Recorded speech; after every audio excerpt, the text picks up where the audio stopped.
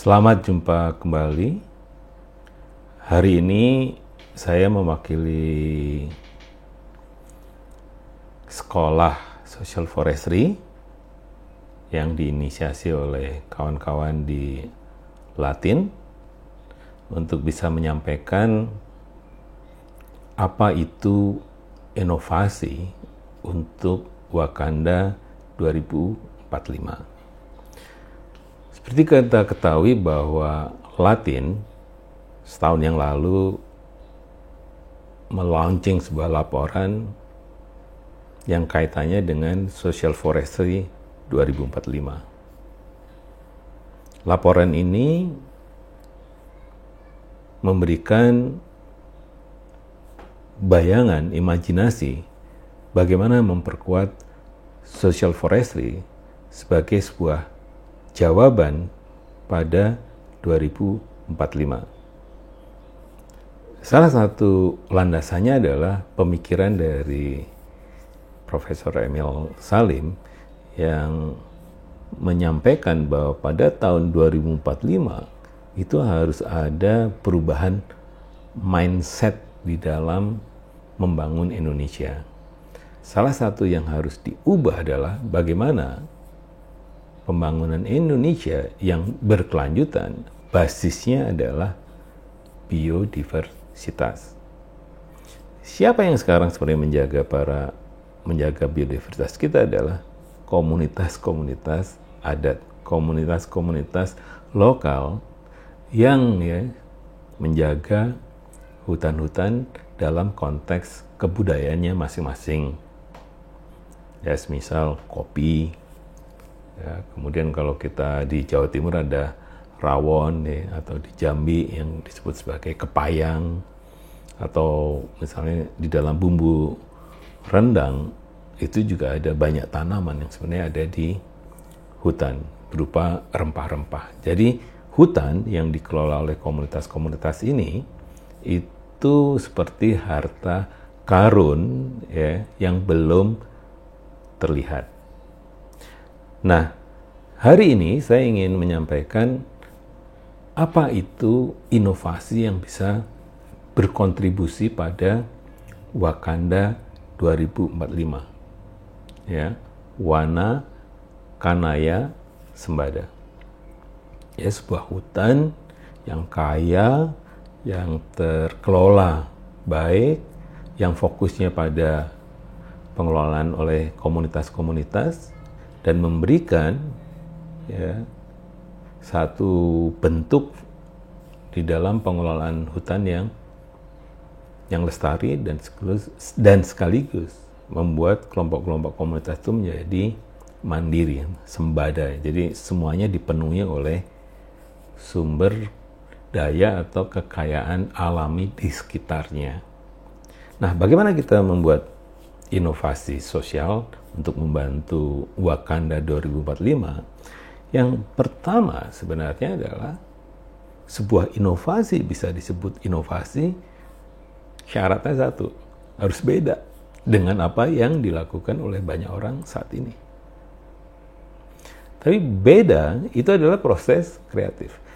Beda itu proses intuisi. Menjadi beda itu adalah proses imajinasi. Nah, beda tidak cukup kalau tidak ada tujuannya. Jadi yang akan memperkuat inovasi kita, pertama memang syaratnya beda, tapi bedanya ada tujuan. Nah, yang kedua adalah sebuah inovasi harus membuat segala hal menjadi lebih mudah. Ya, jadi sesuatu sangat inovatif kalau komunitas-komunitas yang dibantu itu akan mudah untuk mencapai tujuannya. Oleh karena itu, yang menjadi kunci di dalam proses inovasi lagi-lagi kreativitas. Jadi sebuah kreativitas tadi mau tidak mau harus memikirkan apakah yang dijadikan inovasi ini membuat semua hal menjadi lebih mudah. Nah, kemudian yang berikutnya, bahwa inovasi itu baru terjadi kalau ya apa yang kita usulkan atau menjadi solusi itu sesuatu yang lebih murah. Ya. Jadi kalau inovasinya lebih mahal, ya dalam konteks industri bisa ya, tapi dalam konteks sosial yang disebut murah ya murah. Ya. Kalau terlampau mahal, ya bahkan kalau gratis gitu bisa jadi menjadi sesuatu yang luar biasa. Nah, berikutnya inovasi juga harus membuat apa yang dilakukan saat ini itu tidak relevan, karena yang kita usulkan akan menjadi lebih cepat. Komunitas-komunitas di sekitar hutan itu bisa mencapai kesejahteraannya, bisa mencapai tujuan-tujuan kebudayaannya dan sebagainya. Dan yang terakhir adalah bahwa sebuah inovasi yang keren kalau menurut saya itu seharusnya mempunyai impact yang luas, impact yang besar. Mengapa ini penting? Karena di dalam hierarchy of effects ya, ada yang disebut the missing middle. Ya, ada yang hilang di tengah-tengah ya, antara output yang bisa kita kontrol 100% dengan impact atau goals. Nah, kalau inovasi ini bisa membantu ya, memecahkan bagaimana ya antara apa yang kita lakukan dan punya impact besar pada apa yang menjadi cita-cita dari gerakan ya untuk membangun social forestry ini, maka itu akan sesuatu yang luar biasa.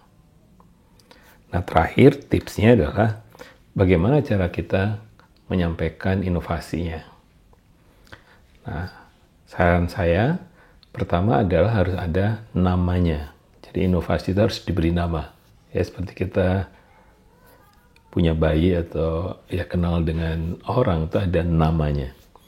Yang kedua, kita harus sekurang-kurangnya bisa menjelaskan problem apa yang ingin kita jawab. Nah, baru di tahapan itu kita bisa menyegarkan juga cara kita melihat problemnya. Nah, baru ke tahapan ideasi. Nah, di sana kita bisa mengeksplorasi nih solusi-solusi kreatif yang mungkin dilakukan.